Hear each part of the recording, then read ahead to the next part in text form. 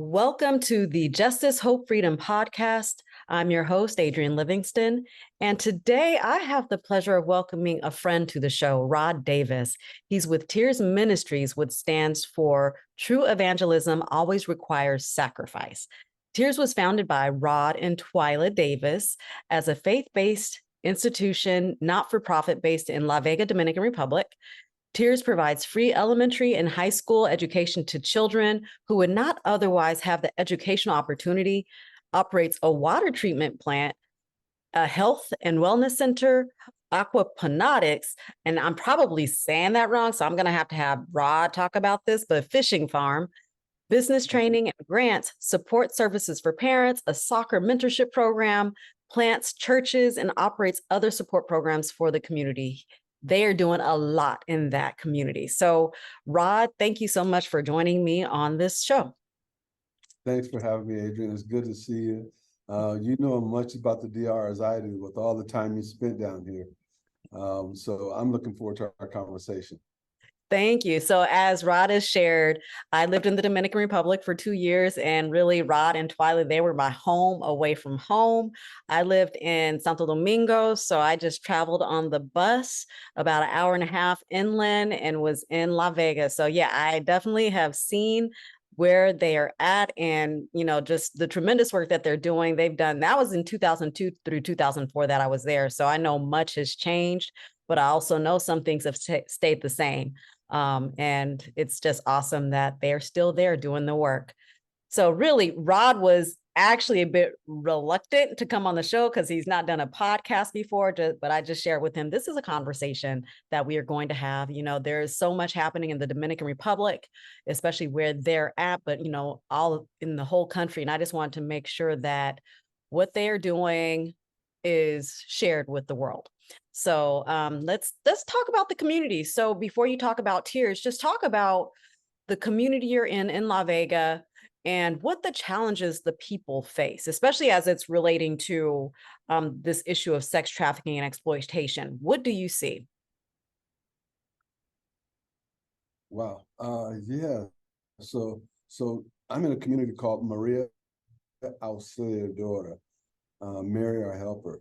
And the community was formed back in '76 when we had the big Hurricane David come through and people's lost their houses and their livelihoods. And the government opened up the land for people to come in, basically squatter land, come in and build their homes. So they built tin roof shacks out of oil cans and wood. And, there was probably about 5,000 people in the community when we got there. Right now, there's almost 35,000 people in the community. So there's been a lot of growth there. And when you think of impoverished communities, you think about communities like this that has no water, no electricity, no healthcare system, no purified drinking water, no elementary school or high school, and families just surviving. And so that's the community that we work in. We've been there for 28 years now. Yes, when I was there, I saw all that, and it was actually way before I started learning about the whole issue of sex trafficking. And when I was there, what rings back to me, what I remember is the fact that so many people would say, oh, the German men would come over and the girls would be, there and they're the sugar daddies to the girls. And I believe the myth of, oh, they're doing it, they want to be there, not realizing that this is actually exploitation, is trafficking, and it happens to boys. I recall even seeing Dominican boys being with women. And so seeing that you're in an area that, as you mentioned, impoverished is poverty. Poverty can drive someone to selling their body because they have no other means to make, to make money, to make ends meet. So you ended up starting, go ahead. No, I was just gonna say, that's right. You're hitting it right on the head. There's mothers here. I was just talking to our school director, and he was informing me of a case where this man that was visiting would take a breakfast drink and breakfast cereal to this house every day. And in pay for that, the mom gave him the daughter. And so trying to figure out, okay, where do we start with that? Do we go right to the police and have this guy arrested because she's a minor. And I mean, so there's so many stories, unfortunately, of just the abuse. And you mentioned guys as well. They're young men, boys that hang out on the beach. They live on the beach, and there's a huge German population there as well that take advantage of those kids sexually. It's really, it's, you know, one of the things that gets me though is just the hooks they use. They're so clever that they promise these girls a new life, a different world, money, success. They promise them all these things only to lure them out of their comfort zone, out of their safety zones, and to take them to places overseas, to Panama, to Italy, to Europe, all over Europe, full of Dominican girls who thought they were getting into something that was going to be life-changing, a regular job, had their passports taken away from them, and they're forced to work in the sex trade. It's just, it's a sad situation. Here in the Dominican Republic, it's really prevalent. It's really prevalent. Hmm. So with the community, as you were just mentioning, you have a mother that's, because she's getting food for her and her family, giving her daughter. One thing I recall another person who I know from the Dominican Republic telling me is that you have mothers teaching their girls how to satisfy men. Do you see that happening? And yeah, how do you see the girls growing up in that community being prepped to work in this I hate saying industry? Yeah, yeah. You know, it's really it's interesting. I can't say that I seen mothers actually prepping their daughters with porn or that kind of thing, but something that's really common happens is the single moms with 2 and 3 and 4 kids. That young girl, when she gets to puberty, mom is trying to find a guy for her, and that's one less mouth that she has to feed, and possibly the guy might help their family out too. And so you have young girls. I remember when we first came over, I met a girl. I'm going to say her name's Veronica just for her protection, but I met Veronica. Veronica was 13 years old, had a baby. By the time Veronica got 17 years old, she had 3 kids and 3 different fathers, and with the hopes of receiving something from those men, but was totally left to her own. And so she wound up getting into the sex trade herself, to try to provide for her kids. Something else that you see happening in the barrio a lot is that mothers, in single homes, they take turns going to the brothels and to the sex trade on the coast. And you have a mom and she'll leave her kids with a neighbor for 2 weeks or a month, and she'll go and make money down there for 2 weeks or a month. Then she'll come back and she'll take care of the kids and feed the kids while the other mother goes down and works for a month or 2 weeks or a month. And so there's just this back and forth survival mode, these moms trying to make ends meet. And unfortunately, they're duped into thinking that this is the only opportunity they have. Right. With you being there and having been there for quite a long time, I know you have your school. What grade does that go up to, your school? I always tell people it goes up to 16th grade, K through 16. And I tell people that because we take our students past just high school graduation. Our goal is to get them through college, so 4 years of college. And we have a scholarship program that gives becas or scholarships to our students that graduate from TEARS schools. So Oh, that's amazing. So with you being there now, having the school, because when I was there, I think it went up to 5th grade, but it's nice just to hear the progression and the expansion and having them go through college.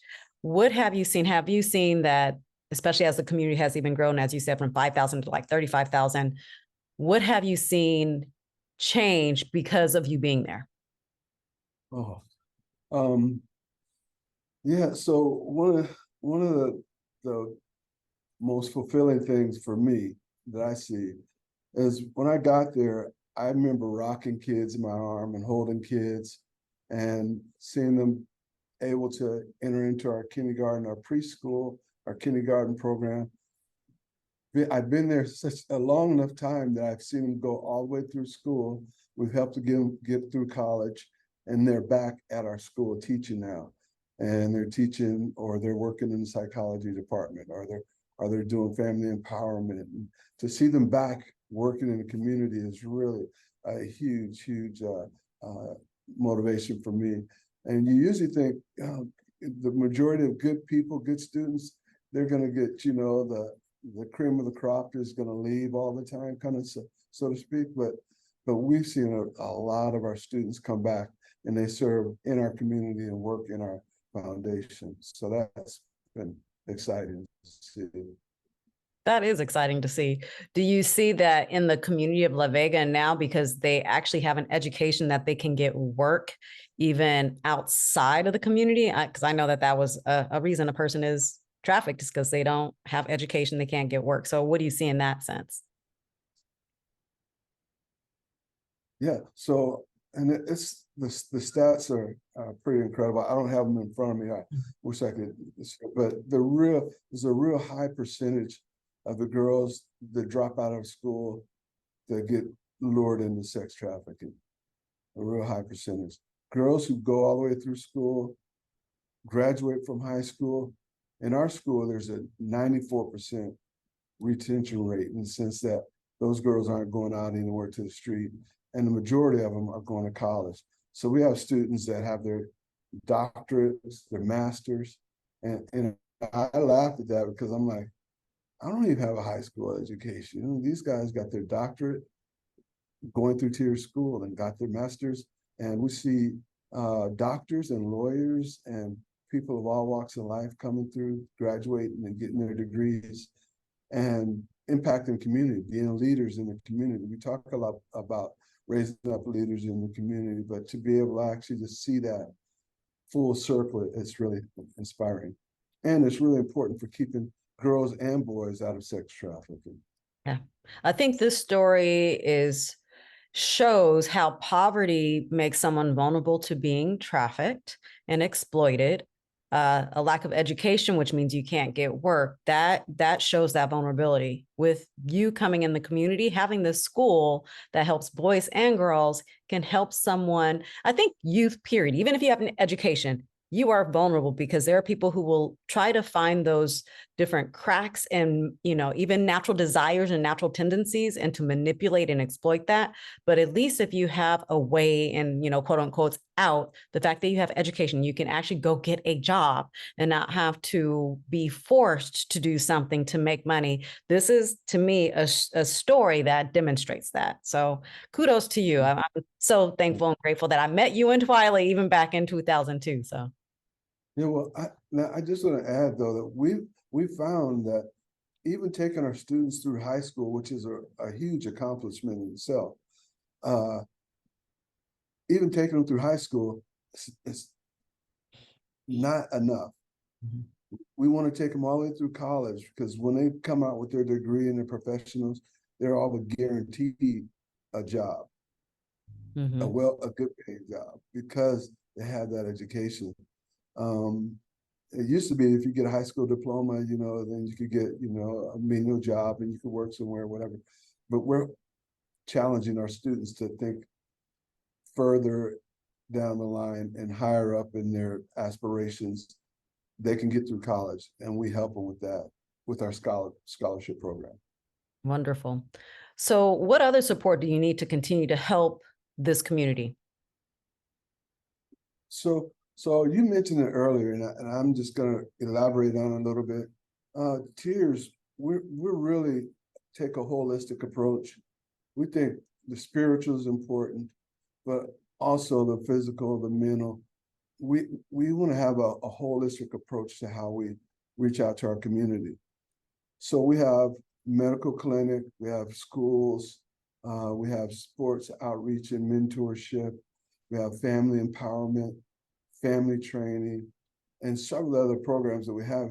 But with one goal of better equipping our community to lift themselves up.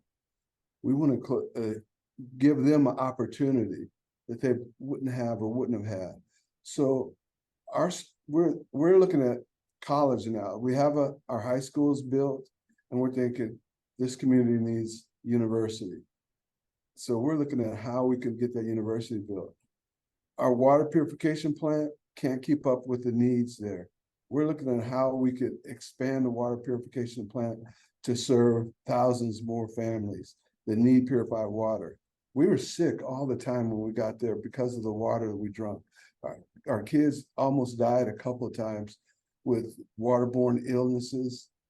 And the water is a transformation in the community. It really brings. So we want to expand the water program. We want to expand the after school extracurricular programs. So there's a lot of areas that you can get involved if you are interested in getting involved with TEARS, from medicine to education to social service, community building, community development. We'd love to have you get on board. Nice. And was it aquaponics? Is that how you say that? Aquaponics fishing farm? Yeah, aquaponics. We've What been is doing that? aquaponics. So it's a circular program that allows us to grow fish and plants, and they take care of each other. So the fish, the water from the fish with the fish fertilizer in it, I call it fish fertilizer, that gets shipped over to our vegetables and produce, and it's put on through hoses out to our vegetable and produce. When vegetable and produce receive it, they're receiving the nourishment, but they're also cleaning that water, so it gets returned back as clean water into the fish tanks. That's the simplest way I could explain it. The neat thing is that we have 3,500 fish in each tank. We have 4 tanks, and so we're constantly harvesting.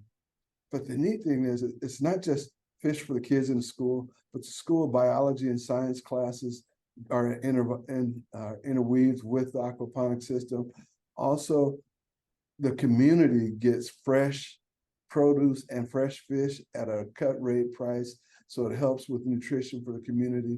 It's creating jobs because we have people in our community who actually buy the fish from us at wholesale, and then they go around on the back of their bike with the freezer and sell fresh fish, and they make a living off of selling the fish. So it's really one of those programs that I like to call them sustenance programs. Sustenance programs. Got my stutter going there. Anyway, yeah. So we like to see things like the water program. It's doing the same thing. People are working. It's created jobs. It's bringing health into the community. All of our schools and some of the schools around us are benefited by having clean, purified water in the schools. So it's a challenge. At the same time, we realize how beneficial it is. And so that's what makes it exciting, to be able to be a little bit a part of what's going on there. You are doing so many things that actually help to prevent trafficking, because one, education is one, but also creating jobs. You know, I've heard victims say, they don't know to go to because they may not have an education, the shame and stigma that it brings upon them, and they think this is all I am worthy of doing. And the fact that you have created space, safe community for people, one, to learn, have an education, but also to get a degree and go out and get jobs. That's amazing. That's great. So no, I'm really excited that I will be working with you with our girl empowerment curriculum to train your, hopefully, teachers. I know we were talking about before we even started the podcast episode, but teachers, counselors, to work with the girls, especially in the community of the Dominican Republic. I'll definitely talk with you about boys. The curriculum is specifically for girls, but there's some activities and elements in there that we can pluck out so that you can even work with your boy. So I'm excited to be able to do that with you. Yeah. We're excited for you coming down. That's just right up our alley, a sweet spot. We need to have education. For me, one of the biggest tools for overcoming anything is education, apart from the gospel. So Mhm. education is so important. And to have you be able to come down and give training to our teachers, help Mhm. them better interact with our students, work with our counseling department, I think this is going to be great. So we're excited about it. And hopefully it'll spread all over the DR. Yeah, right. Exactly. That would be a wonderful thing. You can help be the launch of that. All Y yo right. voy a practicar mi español porque yo sé mi español es un poquito rusty. So, but I definitely look forward to getting there and practicing speaking. I love speaking Spanish, especially Dominican Spanish. So, yeah. It's the hardest Spanish. Dominican Spanish is the hardest Spanish. Really? So Not Cuban Spanish? not Cuban Spanish, Dominican Oh, Spanish. Yeah. Dominican Spanish. Well, when I hear it being spoken, I can always say that's Dominican Spanish. I know that accent. I know that. Yeah, definitely. And I love it. I love it. It's actually literally music to my ears. So I can't wait to be down there. Is there anything else you would like to add? Just a couple of thoughts that just are realities for the community. One is that there's really no governmental support. There's really no police support. There's really no follow-up for people that have been in trauma situations, traumatized. And you know, they say there's no budget for that, which really makes it a lot harder for our communities, which makes it even more evident the need for programs like these programs we're talking about. And if you're interested in what we're doing, tears.org, you can check out our website. Tears Ministry on Facebook, Tears Ministry, on our Instagram, Tears Ministry. And if you just have questions, you can write me directly at info@tears.org. And I'd love to converse with you. Wonderful. I'll make sure to put all of that in the show notes so that people have access to it even from there. So yeah, I'm just so delighted that you said yes to coming on, even though you were reluctant. It was a lot. I think what you shared, it helps people understand what is actually happening in the world and how they can actually get engaged. Who knows? You might have someone come to the Dominican. He's always looking for volunteers, and groups do come. So yeah, in fact, you have Right. a center. I know you built, it's kind of how many it's you talk about it. I know where you host people and they stay. I don't even know what you call it. So what is it? Yeah, we have a conference center, and so we have it sleeps 36 people in our dorms and a big industrial kitchen, and our cooks are the best in town. And so it's right parallel next to our barrio, Maria Auxiliadora. So people that come down to serve just walk right into the community. Okay. It's a Well, safe place. huh? And it's a safe place. That's right. It's really safe and it's actually pretty. I have told people that I'm going to be coming to the Dominican, and I have women saying, I want to learn to be a trainer for the girl empowerment curriculum so I can come with you. So, and these are women who want to learn and go other places, but I think they definitely like, oh, yes, that's a place I want to go. So there will be a couple of people coming with me when I come down All that I can right. We're introduce looking you to. forward. Yeah. Yeah. So again, thank you for sharing this important information. I know it helps me know that when I come down there, the different things that I have to be considerate of, but also to the listeners, just so that they, again, you know what they know what's happening in the world. So thank you for sharing. Thanks for having me. Yep. And to my listeners, thank you for tuning in and listening to this episode of Justice, Hope, Freedom. If you enjoyed the show and you received value out of it, if you could please do me a favor and share this interview with others you think would also benefit from hearing it by clicking on the share button in the upper right-hand corner of your phone. And by doing this, you will help me share this valuable information about protecting our kids with others in another part of the world. Unfortunately, this is an issue that happens everywhere. No place is immune from it. So I thank you for tuning in to learn about what's happening even in the Dominican Republic and a community in La Vega called Maria Auxiliadora. So thank you. Also, make sure to subscribe so you don't miss an episode. Follow us on Instagram at JHF Ministry and on Facebook at Justice, Hope, Freedom. I want to thank all of my donors who support the Ministry of Justice, Hope, Freedom. And I really could not do this without you. You can learn more about this ministry at justicehopefreedom.com. Until next time.